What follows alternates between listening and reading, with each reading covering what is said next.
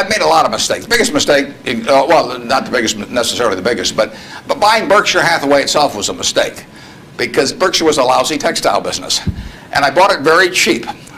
I'd been taught by Ben Graham to buy things on a quantitative basis. Look around for things that are cheap.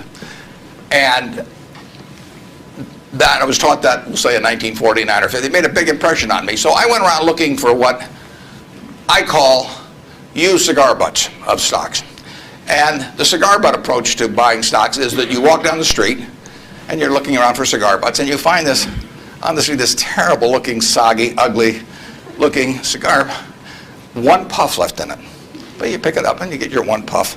It's disgusting, you throw it away, but it's free. I mean, it's cheap. And then you look around for another soggy, one puff cigarette. Well, that's what I did for years. It's a mistake.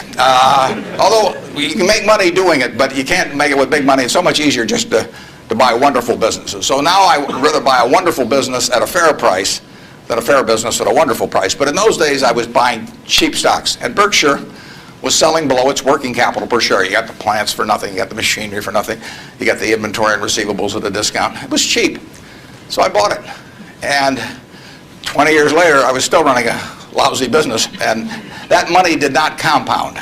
You really want to be in a wonderful business because the time is the friend of the wonderful business. You keep compounding, it keeps doing more business, and you keep making more money. Time is the enemy of the lousy business. I could have sold Berkshire, perhaps liquidated it, and made a quick little profit, one puff. But staying with those kind of businesses is a big mistake. So you might say I learned something out of that mistake, and I would have been way better off taking what I did with Berkshire is I kept buying better businesses. I started the insurance business, See's Candy, the Buffalo, all kinds of things. I would have been way better doing that with a brand new little entity that I'd set up rather than using Berkshire as the platform. Now I've had a lot of fun out of it. I mean, everything in life seems to turn out for the better, so I don't have any complaints about that, but it was a dumb thing to do. Biggest mistakes we've made by far, I've made, not we've made, biggest mistakes I've made by far are mistakes of omission and not commission.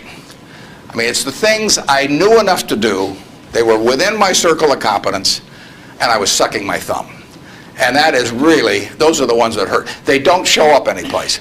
I probably cost Berkshire at least $5 billion, for example, by sucking my thumb 20 years ago or close to it when Fannie Mae was having some troubles, and we could have bought the whole company for practically nothing. And I don't worry about that if it's Microsoft because I don't know it. Microsoft isn't in my circle of competence. And so I don't have any reason to think I'm entitled to make money out of Microsoft or out of cocoa beans or whatever.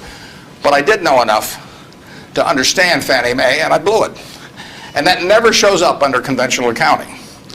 But I know the cost of it. I know. I passed it up. And those are the big, big mistakes. And I've had plenty of them.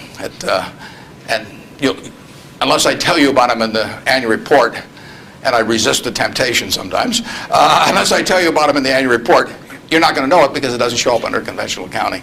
But omission is way bigger than commission. There's big opportunities in life have to be seized. We don't do very many things, but when we get the chance to do something that's right and big, we've got to do it. And even to do it in a small scale is just as big a mistake almost as not doing it at all. I mean, you've really got to grab them when they come, because you're not going to get 500 great opportunities. You would be better off if when you got out of school here, you got a punch card with 20 punches on it, and every financial decision you made, you used up a punch. You'd get very rich because you'd think through very hard each one. I mean, you went to a cocktail party and somebody talked about a company, you didn't even understand what they did or couldn't pronounce the name, but they made some money last week and another one like it. You wouldn't buy it if you only had 20 punches on that card. There's a temptation to dabble, particularly during bull markets. In stocks, it's so easy. It's easier now than ever because you can do it online. Just you click it in and maybe it goes up a point and you get excited about that and you buy another one the next day and so on. You can't make any money over time doing that. But if you had a punch card with only 20 punches, you weren't going to get another one in the rest of your life, you would think a long time before every investment decision. And you would make good ones and you'd make big ones. And you probably wouldn't even use all 20 punches in your lifetime, but you wouldn't need to.